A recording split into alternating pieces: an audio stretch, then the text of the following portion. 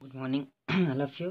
कल हम लोगों ने गति के तीनों समीकरण को देखे हैं, जिनका 3 मेथड है। एक सामान्य मेथड है ना, जिसको पहले क्लास में देखे थे। कल मैं आपको समाकलन विधि से बताया था, और आप लोग को ग्राफ वाला बहुत लोगों का बन चुका है, होमवर्क आ चुका है। जो नहीं बनाए हैं वो भी बना के भेजेंगे, है ना।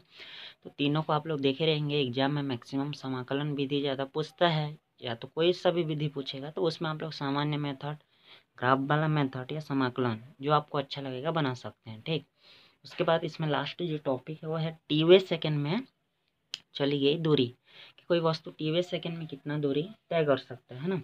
तो इसको जैसे ही इसका हम लोग हल लिखेंगे, तो सबसे पहले देखेंगे गति का द्वितीय समीकरण, है ना। गति का कौन सा समीकरण देखेंगे? दूसरा समीकरण। तो आपको पता है कि गति का जो दूसरा समीकरण होता है क्या होता है? एस बराबर U T plus half A T square. ये होता है गति का दूसरा समीकरण, है ना। तो हम लोग को क्या निकालेंगे? टी सेकेंड में चली गई दूरी, टी सेकेंड में चली गई दूरी। तो टी सेकेंड में चली गई दूरी क्या हो जाएगा? यहाँ पे बस टी हो जाएगा, यहाँ पे यू का यू, टी का टी रहेगा, क्योंकि टी सेकेंड के लिए ही निकाल रहे हैं ना। तो एक बार क्या निकालेंगे?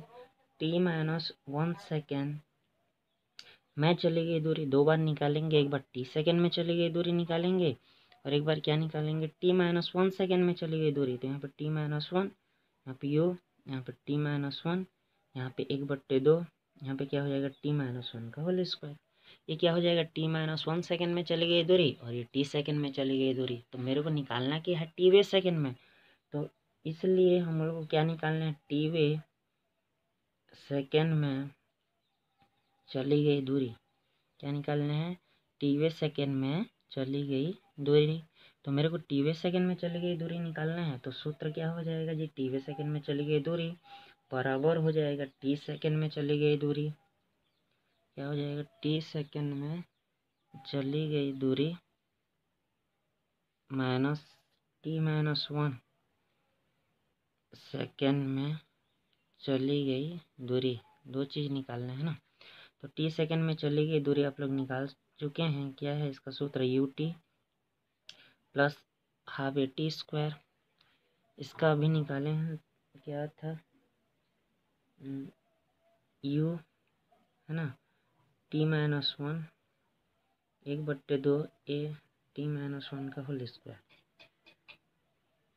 अब इसको सॉल्व करना है ना। तो ये क्या हो जाएगा? U T half A T square. फिर कोष्टक खोलेंगे, यू का गुणा टी से, यू का गुणा 1 से, 1/2। यहाँ पे क्या हो जाएगा? A square minus A square plus B square minus 2ab का सूत्र लगेगा, ए माइनस बी का होल स्क्वायर। फिर से कोष्टक खोलेंगे, है ना। तो कोष्टक खोलेंगे तो ये हो जाएगा माइनस यू टी, है ना, प्लस यू हो जाएगा, माइनस का गुणा यहाँ पे होगा तो minus 1/2 A T square, minus का गुणा फिर से होगा तो माइनस 1/2 ए, और माइनस माइनस का क्या हो जाएगा? प्लस 1/2 ए इंटू 2t। अब यहाँ से ये माइनस प्लस कटेगा, यू टी और यू टी भी कटेगा, है ना। यहाँ से 2 और 2 भी कटेगा, तो क्या मिलेगा? यू मिलेगा माइनस 1/2 ए प्लस क्या मिलेगा? 80। अब यही सूत्र है, बाकी इसमें से और क्या कर सकते हैं? कॉमन निकाल सकते हैं। तो हम लोग का जो है टीवे सेकेंड में चली गई दूरी का सूत्र क्या हो जाएगा? You minus 1/2 A plus A T. इस सूत्र की सहायता से हम लोग टीवे सेकेंड में चली गई दूरी निकाल सकते हैं। तो हम लोग का लास्ट टॉपिक था टीवे सेकेंड में चली गई दूरी। एक बार गति के दूसरे समीकरण में टी सेकेंड में चली गई दूरी और टी माइनस 1 सेकेंड में चली गई दूरी। तो टी सेकेंड में से टी माइनस 1 सेकेंड में चली गई दूरी को घटा देंगे तो टीवे सेकेंड में चली गई दूरी मिल जाएगा, है ना। बस इसको बनाना है एक बार, तो आपका टीवे सेकेंड में चली गई दूरी मिलेगा। तो यहाँ से आपका क्या हो जाएगा? गति का तीनों समीकरण, टीवे सेकेंड में चली गई दूरी। और यहाँ से फिर आपको फिर बता रहा हूँ, बोधात्मक प्रश्नों को आप लोग को पढ़ना है। बोधात्मक प्रश्न बहुत सारा है इसमें, जिसमें 1-2 क्वेश्चन जो आपका अभी भेजूंगा कि त्वरण के मात्रक में समय 2 बार क्यों आता है ना। ऐसा 3-4 क्वेश्चन आप लोग को जितना भी बोधात्मक है सब प्रश्नों को एक बार पढ़ना है। और हम लोग कल से नया टॉपिक शुरू करेंगे। क्या करेंगे? सदिश विश्लेषण, है ना। नया जो टॉपिक है वो सदिश के बारे में है, इसी का सेकेंड पार्ट है, उसको देखेंगे। तो इस पार्ट में आप लोग को मुख्यतः गति के तीनों समीकरण, है ना, टी सेकंड में चली गई दूरी जो आपको आता है, और कुछ परिभाषाएं जैसे वेग का है, त्वरण का है ना, चाल, ये सब देखना है। और आपका अवकलन समाकलन का क्वेश्चन जितना भी प्रश्नावली में है उतना आपका बनना चाहिए बस। तो यहाँ से मैक्सिमम क्वेश्चन गति के समीकरण से ही आप लोग को पूछेगा।